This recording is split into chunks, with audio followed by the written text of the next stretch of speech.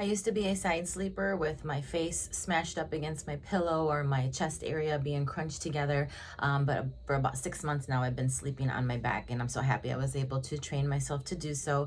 I'm just going to share a quick tip on what worked for me if you're looking to maybe switch into that habit as well. Before I get into more specifics, just to show you the significance of what one night can do, I woke up one morning after cheating. Within the 6 months, I slept on my side. I was cuddling with my dog. It was so delicious. But I went, after I got out of the shower, I was like, oh my God, look at all these wrinkles. And so I took this picture here. Luckily, I was able to go back to sleeping on my back. On a regular morning, I took this picture after getting out of the shower, and you can see the significance after one night of sleeping. So yeah, that just shows you how many more wrinkles you give your chest area. So there might be a few reasons why you want to sleep on your back, or why you might want to sleep on your side. I'll talk a little bit more about those later in the video, but for me, wanting to sleep on my back was pure vanity. I do, know that the décolleté area, especially for women, ages prematurely. It's exposed, it gets a lot of sun, it is a thinner area of skin. So on top of those environmental factors that you can't necessarily help, sleeping on your side is gonna put more friction on that area. It's similar to if you're frowning all the time, always mad, you're probably gonna have those creases as well.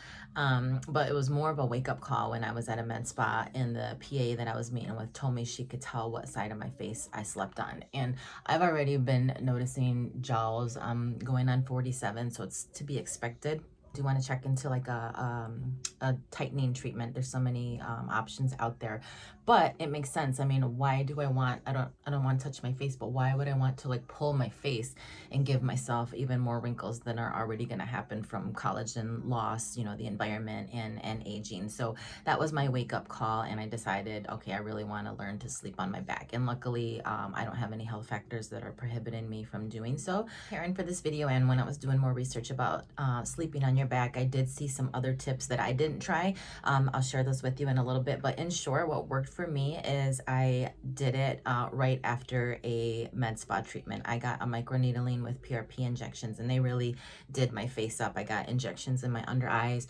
nasolabial, I think like the marionette area, but I was pretty swollen and bruised, and had all the open little wounds from the microneedling itself.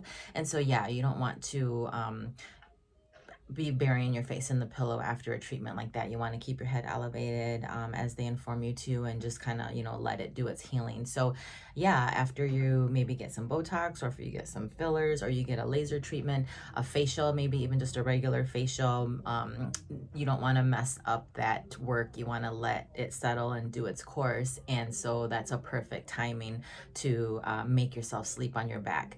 I didn't find myself, I think if I did turn in the middle of the night, it was just on my mind, like, nope, you got to keep your face like this. And so it just really helped me. And, it took a couple days for the healing. So I had to be like that for like 2 or 3 nights. And after that, I just really had it in my head, I don't want to stretch my face out. You saw the pictures, the morning I slept on my side, how wrinkled my chest was. That's just in my mind and something that I want to prevent. And I guess the willpower was strong enough that I've been successful at doing it since. Like I said, I might cheat here and there if it's a weekend and I want to spend a little bit extra time snuggling in the bed, that's fine, but I'm not gonna like have a lot of nights where I sleep all night on my side. It's just yeah, I don't want to do it.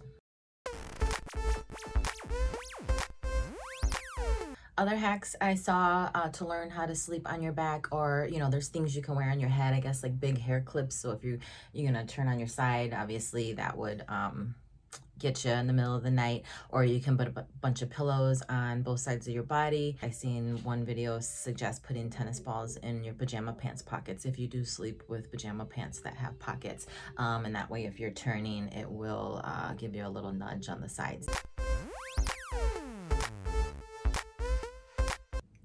So aside from, you know, wrinkle prevention and aging, sleeping on your back can also be beneficial to like stretch out your body.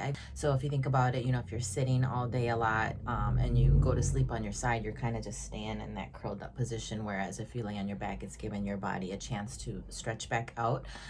It can also be better for people with sinuses, but you'd want to keep your head more elevated.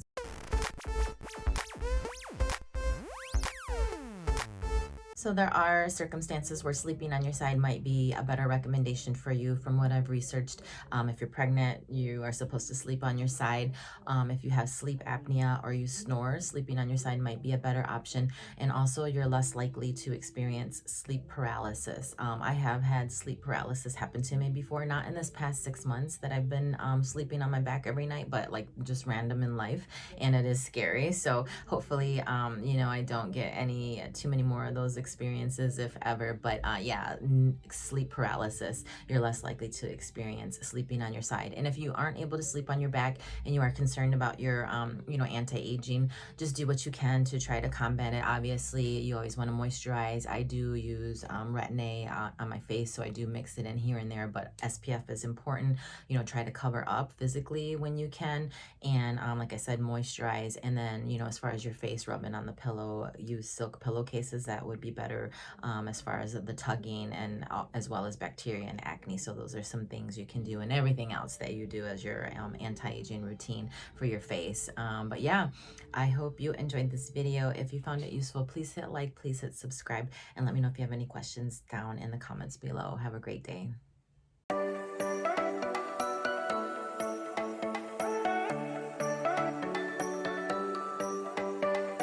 You are a snorer,